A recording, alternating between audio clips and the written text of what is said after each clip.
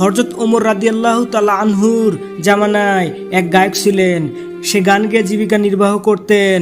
এক সময় সে বৃদ্ধ হয়ে গেলেন আর তার গলার সুরও নষ্ট হয়ে গেল, যার কারণে সে খুব অভাবে পড়ে যায়। একদিন ক্ষুধার্ত অবস্থায় জান্নাতুল বাকিতে বসে সে বলল, আল্লাহ, এক সময় আমার গলায় অনেক সুর ছিল, মানুষ আমার গান শুনতো, সেখান থেকে আমার রুটি রুজির ব্যবস্থা হতো। আজকে আমার গলার সুর নাই, রুটিও নাই, বুড়ো বয়স, আমি কি করব? আমি কোথায় যাব? হে আল্লাহ, তুমি আমার জন্য খাবারের ব্যবস্থা করে দাও। হযরত ওমর রাদিয়াল্লাহু তাআলা আনহু মসজিদের মধ্যে শুয়েছিলেন। স্বপ্নের মধ্যে আওয়াজ আসলো, হে ওমর, জান্নাতুল বাকিতে আমাকে ডাকছে। হযরত ওমর খালি পায়ে দৌড় দিলেন জান্নাতুল বাকির দিকে। হযরত ওমরের এরকম অস্বাভাবিক দৌড় দেখে বৃদ্ধ গায়কও সামনের দিকে দৌড় দিলেন।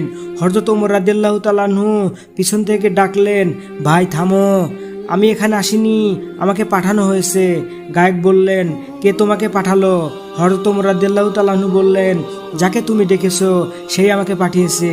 সেই বুড়ো লোকটি বলল, হে আল্লাহ, আমি সারা জীবন তোমার নাফরমানি করেছি, আল্লাহ তুমি আমাকে মাফ করে দাও।